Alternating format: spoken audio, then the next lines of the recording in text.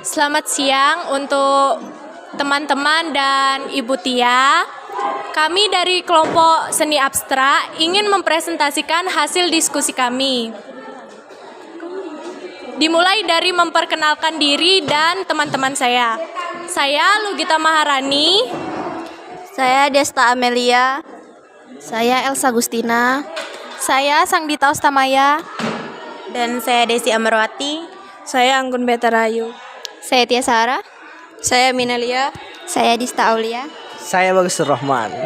Dimulai dari membacakan pengertian seni abstrak oleh Desta Amelia. Seni abstrak atau seni tan wujud merupakan salah satu dari jenis kesenian kontemporer yang tidak menggambarkan suatu objek pada dunia nyata menggunakan beragam warna serta bentuk dengan suatu cara yang non-representasional. Aliran abstraksionisme juga dapat diartikan sebagai seni yang tidak mudah untuk dipahami apabila hanya dilihat dengan sekilas saja, dikarenakan tidak berbentuk realistis serta tidak naturalis. Seni abstrak tidak mengemukakan suatu hal yang sifatnya konkret, sehingga seni abstrak terkesan lebih sulit dimengerti dibandingkan dengan seni-seni yang menggunakan aliran lainnya. Ciri-ciri seni abstrak.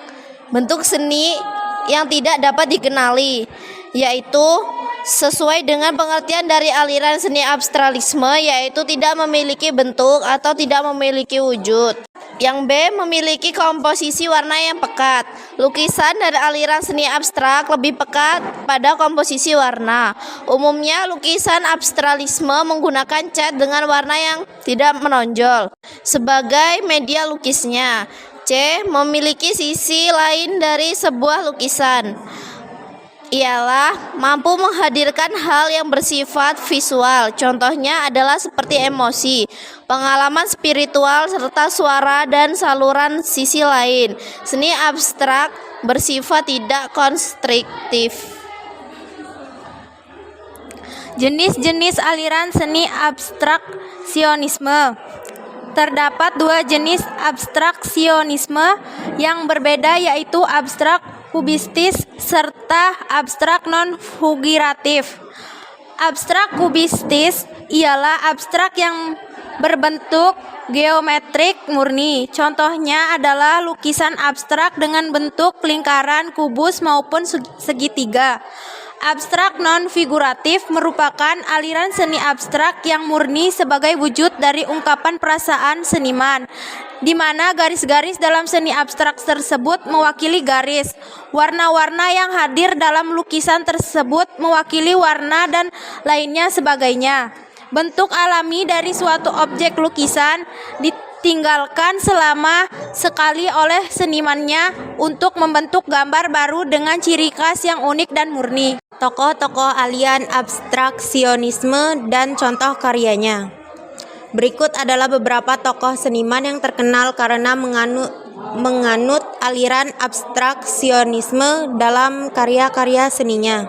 Alexander Rodhenko, lahir pada tahun 1909. Rodhenko adalah seorang seniman sekaligus pematung, fotografer dan desainer grafis yang berasal dari Rusia.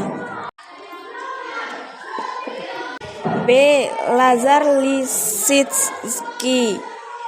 Lisitsky merupakan seorang seniman sekaligus fotografer, desainer, tipografer, dan arsitek yang berasal dari Rusia.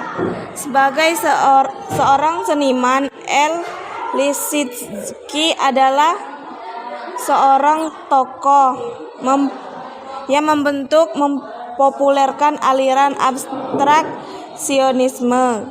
Karya-karya pun sangat mempengaruhi gerakan dari konstruktivis serta Bauhaus dan ia berhasil mendominasi desain grafis pada abad ke-20. C. Wasili Kandinsky, lahir pada 16 Desember 1866. Kandinsky adalah seorang pelukis sekaligus teoritikus seni yang sangat berpengaruh di Rusia. Ia bahkan dianggap sebagai seniman pertama yang melukis dengan aliran abstraksionisme murni dan seni lukis modern. Gaya melukis Kandinsky berubah dari yang fluida menjadi organik, kemudian menjadi geometris hingga akhirnya menjadi unsur piktogram. D. Gabo, tokoh seniman internasional yang turun memperolehkan aliran abstraksionisme adalah Naum Gabo. Ia adalah salah satu tokoh pematung yang berpengaruh dan menjadi tokoh kunci dalam avant-garde usai revolusi Rusia meletus.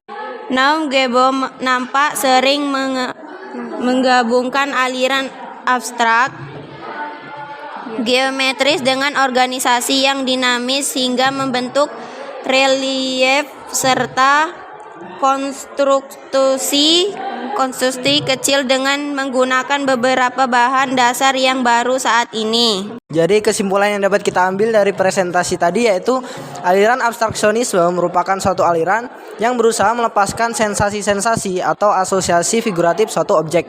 Karena tidak menampilkan sesuatu yang konkret, akhirnya aliran ini pun sulit untuk dimengerti sehingga hanya sedikit orang saja dan orang-orang tertentu saja yang menyukai lukisan ini.